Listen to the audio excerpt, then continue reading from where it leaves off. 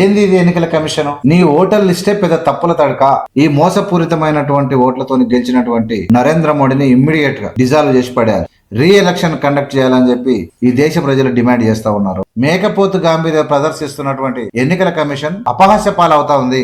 ఇలా బీజేపీలో తెలివైన వాళ్ళు భయాందోళనకు గురవుతా ఉన్నారు. ఎన్నికల కమిషన్ యొక్క డ్యూటీ అపోజిషన్ మీద దాడి చేయడం కాదు. ఇదేందా నాకు అర్థం కాదు.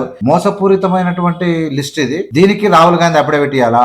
చచ్చిపోయిన వాళ్ళు ఏమో లిస్ట్ లో ఉంటారు, బతుకున్నోడేమో డిలీట్ లిస్ట్ లో ఉంటాడా?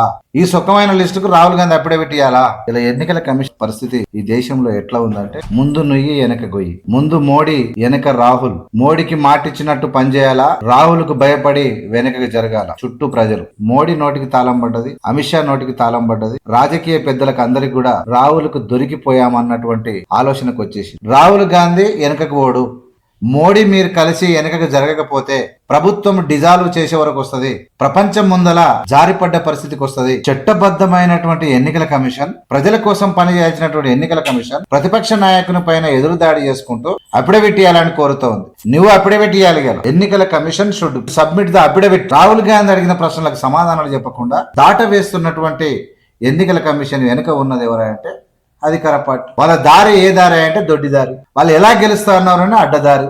మన బిల్డప్లు ఏందా మందికి చెప్పేది ఏంటంటే జై శ్రీరామ్. మరి మీరు చేసింది ఉద్యోగాలు ఇచ్చిరంటే లేదు, ప్రాజెక్టులు కట్టిరంటే లేదు, పాఠశాలలు కట్టిరా లేదు, జీడిపి పెరిగిందా పెరగలేదు. మరి ఏం పెరిగిందంటే జీఎస్టీ పెరిగింది. ఇంకేం పెరిగింది? ధరలు పెరిగినాయి. 5 ప్రశ్నలు అడిగితే ఒక్క ప్రశ్నకు సమాధానం లేని ఎన్నికల కమిషన్ ఇలా అఫిడవిట్ ఇవ్వాలంటదా? అయిపోయింది ఎన్నికల కమిషన్. ఇప్పుడు చావో రేవో తెలుసుకోవాల్సినటువంటి పరిస్థితి వచ్చింది. ఇలా దేశం మొత్తం ఓటు అధికార యాత్ర రాహుల్ గాంధీ చేస్తా ఉన్నాడు. దేశం మొత్తం తిరుగుతాడు. ముఖ్యంగా ప్రస్తుతం బీహార్ లో తిరుగుతాడు.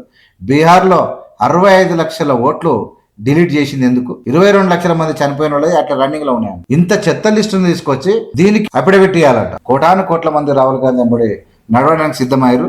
నరేంద్ర మోడీ మోసం బయటపడ్డది, ఎన్నికల కమిషన్ మోసం బయటపడ్డది.